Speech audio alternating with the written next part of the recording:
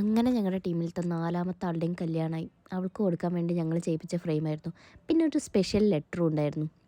ഇതെൻ്റെ ഐഡിയ കേട്ടോ. ലവ് ലെറ്ററല്ല, ഒരു ഫ്രണ്ട് ലെറ്ററാണ്.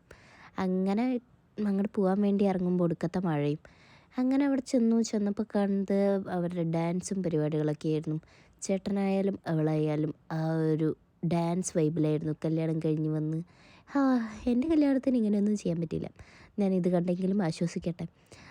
അങ്ങനെ ഇവർ ഡാൻസൊക്കെ കളിച്ച് ചേട്ടനെന്താ പറക്കേ രണ്ടുപേരും പറന്ന് പോവോ വേണക്കുരുവികളായി.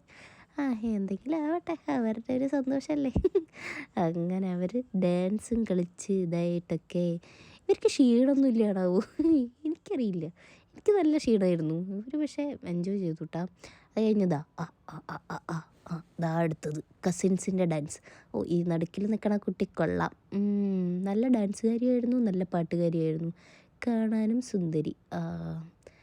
എല്ലാവരുടെ മനസ്സിലും ഇതല്ലേ ഇപ്പോൾ. എൻ്റെ അല്ല, ആണുങ്ങളുടെ മനസ്സിലെ കാര്യമാണ് ഞാൻ പറഞ്ഞത്. പിന്നെ ഗേൾസിനെ വായ നോക്കുന്നുള്ള ഒരു സത്യമാണ്. പക്ഷേ ഞാൻ നോക്കാറില്ല കേട്ടോ ഗൈസ്. പക്ഷേ ഈ കുട്ടീൻ്റെ ഡാൻസ് കൊള്ളായിരുന്നു. അപ്പുറത്ത് നിൽക്കണ കുട്ടി അതെൻ്റെ കോളേജിൽ എൻ്റെ കൂടെ പഠിച്ച കുട്ടിയാണ്. സാന്ദ്ര.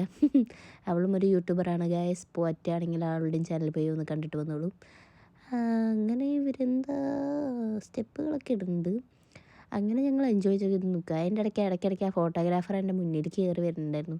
ഞാൻ ഓരോ സൈഡായി ഏറ്റവും സൈഡിലെത്തി. ഞാൻ ആ സ്പീക്കറിൻ്റെ താഴെ നിന്നിട്ടാണ് ഇത് റെക്കോർഡ് ചെയ്യുന്നുണ്ടായിരുന്നത്. എൻ്റെ ചെവി അങ്ങോട്ട് മോളിൽ പോയി പാട്ടിൻ്റെ ആ ഒരു ഒച്ചയും ബഹളവും കാരണം. പിന്നെ ഇവരുടെ വീട്ടിൽ പൊതുവെ കലാകാരന്മാരാണെന്ന് തോന്നുന്നു. എല്ലാവരും ഡാൻസ് കളിക്കുകയും ചെയ്യും, പാട്ട് പാടുകയും ചെയ്യും. പാട്ടുകാർ പറഞ്ഞു കഴിഞ്ഞിട്ടുണ്ടെങ്കിൽ ആപ്പ പാട്ടുകാരല്ല, പ്രൊഫഷണൽ പാട്ടുകാരെ വെല്ലുന്ന പാട്ടുകാർ. അത്ര സൂപ്പറായിട്ടായിരുന്നു പാടുണ്ടായിരുന്നത്. പിന്നെ ഏതോ ഒരു ചേട്ടൻ മാത്രം ഇടയ്ക്ക് പാടി, ആരാണാവോ. അത് മാത്രം കുറച്ചൊരു മോശമായിരുന്നു, ബാക്കിയെല്ലാം സൂപ്പറായിരുന്നു. ഇവളുടെ ഡാൻസ് ആയാലും അത് സൂപ്പറായിരുന്നു. കാണാൻ തന്നെ കൊള്ളാം. ഇവൾ നല്ല ഒരു എന്താ പറയുക, പണ്ടൊക്കെ വാടി ഉണങ്ങിയ കുട്ടിയായിരുന്നു. ഒരു കാര്യം പറഞ്ഞാൽ പറയൂല, പേടിയൊക്കെ ഉണ്ടായിരുന്നു. പറഞ്ഞു നിൽക്കണ കുട്ടി ഇപ്പോൾ എന്താ പറയുക, സ്റ്റേജ് ഫിയറും ഇല്ല, ഒന്നുമില്ല. ഭയങ്കര ബോൾഡായി ഇവള്. കൊള്ളാം. ഇവൾ ഇത്ര ഡാൻസ് കളിക്കുന്ന പോലും എനിക്ക് അറിയണ്ടായിരുന്നില്ല. എനിക്ക് മനസ്സിലായത് ഇവളെ നന്നായി കളിക്കും എന്നുള്ളത്. ഇടയ്ക്കൊക്കെ സ്റ്റെപ്പ് തെറ്റിയാലും അവരങ്ങോട്ടും ഇങ്ങോട്ടും മാറ്റി അത് മനസ്സിലാവാത്ത രീതിക്ക് ആക്കുന്നുണ്ട്. ഇനി ചേട്ടൻ്റെ ഡാൻസ്. ചേട്ടൻ വന്നപ്പോഴാണ് പരിപാടി അങ്ങോട്ട് കളറായത്. ആ മുണ്ടൊക്കെ മടക്കി കുത്തി സ്റ്റെപ്പൊക്കെ ഇട്ട് വരിക. അപ്പോഴേക്കും അവരുടെ അമ്മേ ഗൈസ്, ചേട്ടൻ്റെ ഡാൻസ് കൊള്ളാം. ചേട്ടൻ പക്ഷെ അധികം കളിക്കാൻ നിന്നില്ല. ഇത് ഞങ്ങളുടെ പ്രിയേൻ്റെ വാവയാണ്. അമ്മേ, ഇങ്ങനത്തെ ആളൊന്നല്ല, ഗുസ്തിയാണ്, ഗുസ്തി. ഈ കണ്ണാട അവൾക്ക് വേണമെന്നുണ്ടായിരുന്നു, പക്ഷെ കൊടുക്കാൻ പറ്റിയില്ല.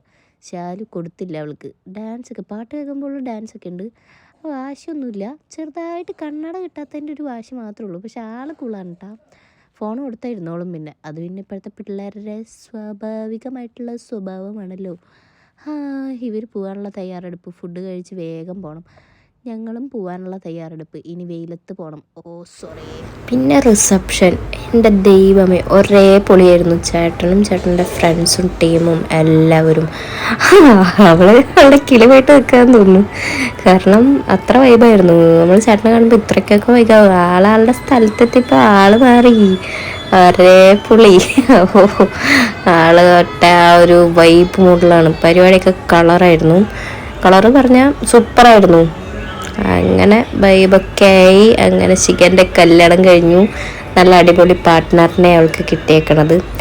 അങ്ങനെ ഞങ്ങൾ അവൾക്ക് ഹാപ്പി മാരീഡ് ലൈഫ് പറയുന്നു. ബൈ.